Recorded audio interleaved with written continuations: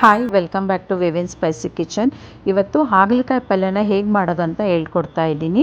ಹಾಗಲಕಾಯಿ ಪಲ್ಯನ ತುಂಬ ಕಹಿ ಇರುತ್ತೆ, ನನಗಿಷ್ಟ ಇಲ್ಲ, ಬೇಡ ಅನ್ನೋಂಥವ್ರಿಗೆಲ್ಲ ಈ ರೀತಿಯಲ್ಲಿ ಪಲ್ಯ ಮಾಡಿಕೊಡಿ.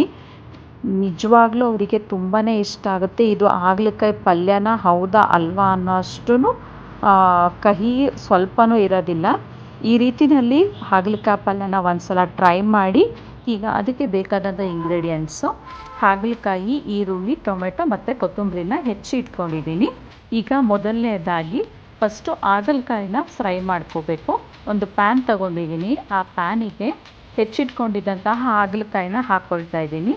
ಹಾಗಲಕಾಯಿನ ಹಾಕಿ ಅದಕ್ಕೆ ಒಂದು 4-5 ಸ್ಪೂನಷ್ಟು ಆಯಿಲ್ ಹಾಕಬೇಕು. ಚೆನ್ನಾಗಿ ಫ್ರೈ ಮಾಡೋದಕ್ಕೆ, ಡ್ರೈ ಆಗಬಾರ್ದು ಅದು. ಆ ಥರ ಸ್ವಲ್ಪ ಜಾಸ್ತಿನೇ ಆಯಿಲ್ ಹಾಕ್ಕೊಳ್ತಾ ಇದ್ದೀನಿ.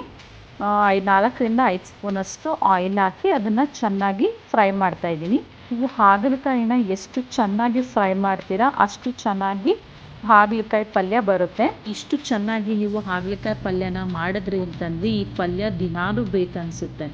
ಈ ಹುರಿಯೋ ಮೆಥಡಲ್ಲೇ ಕಹಿ ಅಂಶ ಹೋಗೋದು. ಸೊ ಹಾಗಾಗಿ ಇದನ್ನು ಎಷ್ಟು ಚೆನ್ನಾಗಿ ಫ್ರೈ ಮಾಡೋಕ್ಕೆ ಸಾಧ್ಯನೋ ಅಷ್ಟು ಚೆನ್ನಾಗಿ ಫ್ರೈ ಮಾಡಿ. ಬಟ್ ಹಾಗಂತ ರೋಸ್ಟ್ ಮಾಡಬೇಡಿ.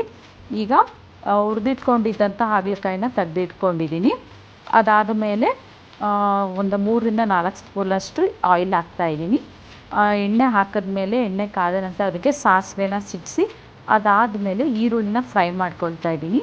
ಈರುಳ್ಳಿನ ಫ್ರೈ ಮಾಡ್ಕೊಳ್ತಾ ನೆಕ್ಸ್ಟ್ ಅದಕ್ಕೆ ಟೊಮೆಟೊನ ಹಾಕ್ಕೊಳ್ತಾ ಇದ್ದೀನಿ. 1 ಈರುಳ್ಳಿ, 2 ಟೊಮೆಟೊನ ತಗೊಂಡಿದ್ದೀನಿ. ಯಾಕಂದರೆ ಕಹಿ ಅಂಶ ಸ್ವಲ್ಪ ಕಡಿಮೆ ಆಗಬೇಕು ಅಂತಂದರೆ ಹುಳಿ ಜಾಸ್ತಿ ಆಗಬೇಕು. ಸೊ ಹಾಗಾಗಿ 1 ಈರುಳ್ಳಿ, 2 ಟೊಮೆಟೊನ ತೊಗೊಂಡಿದ್ದೀನಿ. ಅದಕ್ಕೆ ನೆಕ್ಸ್ಟು ಅರಿಶಿಣನ ಆ್ಯಡ್ ಮಾಡ್ತಾಯಿದ್ದೀನಿ. 1/4 ಸ್ಪೂನಷ್ಟು ಅರಿಶಿಣನ ಆ್ಯಡ್ ಮಾಡಿಕೊಂಡ್ರೆ ಸಾಕಾಗುತ್ತೆ. ಅರಿಶಿಣ, ಈರುಳ್ಳಿ ಮತ್ತು ಟೊಮೆಟೊನ ಚೆನ್ನಾಗಿ ಫ್ರೈ ಮಾಡೋದಕ್ಕೋಸ್ಕರ ಅರಿಶಿಣನ ಆ್ಯಡ್ ಮಾಡ್ಕೊಳ್ತಾ ಇದ್ದೀನಿ. ನೆಕ್ಸ್ಟು 1 ಸ್ಪೂನಷ್ಟು ಖಾರದ ಪುಡಿ ಹಾಕ್ಕೊಳ್ತಾ ಇದ್ದೀನಿ. ಮತ್ತು ನಂತರ ಇದಕ್ಕೆ ಒಂದು ಅರ್ಧ ಸ್ಪೂನಷ್ಟು ಧನಿಯಾ ಪುಡಿನ ಹಾಕ್ತಾಯಿದ್ದೀನಿ. ಅರ್ಧ ಸ್ಪೂನಷ್ಟು ಧನಿಯಾ ಪುಡಿ ಹಾಕಾದ್ಮೇಲೆ ಅದನ್ನು ಮತ್ತೆ ಚೆನ್ನಾಗಿ ಫ್ರೈ ಮಾಡ್ಕೊಳ್ತಾ ಇದ್ದೀನಿ. ಅದಾದ ಮೇಲೆ ಇದಕ್ಕೆ 1 ಸ್ಪೂನಷ್ಟು ಉಪ್ಪನ್ನು ಆ್ಯಡ್ ಮಾಡ್ತಾಯಿದ್ದೀನಿ. 1 ಸ್ಪೂನಷ್ಟು ರುಚಿಗೆ ತಕ್ಕಷ್ಟು ಉಪ್ಪನ್ನು ಆ್ಯಡ್ ಮಾಡ್ತಾಯಿದ್ದೀನಿ. ಅದಾದಮೇಲೆ ಮತ್ತೆ ಚೆನ್ನಾಗಿ ಫ್ರೈ ಮಾಡಿಕೊಂಡು ಈಗ ಹುರಿದಿಟ್ಕೊಂಡಿದ್ದಂಥ ಹಾಗಲಕಾಯಿನ ಅದಕ್ಕೆ ಮಿಕ್ಸ್ ಮಾಡೋಣ. ಈಗ ಚೆನ್ನಾಗಿ ಫ್ರೈ ಆಗಿರೋಂಥ ಹಾಗಲಕಾಯಿನ ಅದಕ್ಕೆ ಆ್ಯಡ್ ಮಾಡ್ತಾಯಿದ್ದೀನಿ. ಈಗ ಮತ್ತೆ ಅದನ್ನು ಚೆನ್ನಾಗಿ ಮಿಕ್ಸ್ ಮಾಡಿ ಮತ್ತು ಈ ಹಾಗಲಕಾಯಿ ಪಲ್ಯಕ್ಕೆ ಸೀಕ್ರೆಟ್ ಇಂಗ್ರೀಡಿಯೆಂಟ್ಸ್ ಬಂದು 1-1.5 ಸ್ಪೂನಷ್ಟು ಬೆಲ್ಲ ಹಾಕಬೇಕು.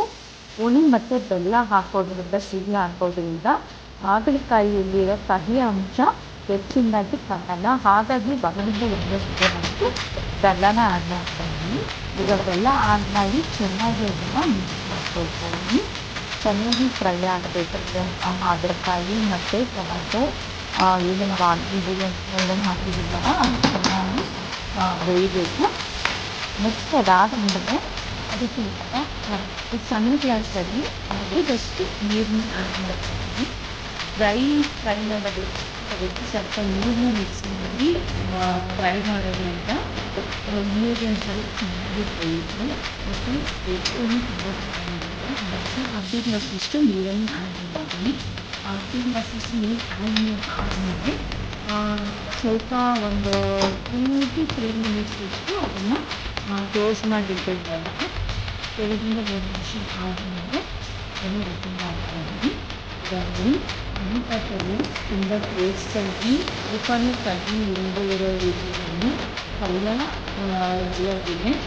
ಮತ್ತು ಇದಕ್ಕೆ ಫೈನಲಿ ಸ್ವಲ್ಪ ಮಿಕ್ಸಿಗೆ ಕೊತ್ತಂಬರಿನ ಸ್ಪ್ರೆಡ್ ಮಾಡ್ತಾಯಿದ್ದೀನಿ. ಇದನ್ನು ಮಿಕ್ಸ್ ಮಾಡ್ತಾಯಿದ್ದೀನಿ.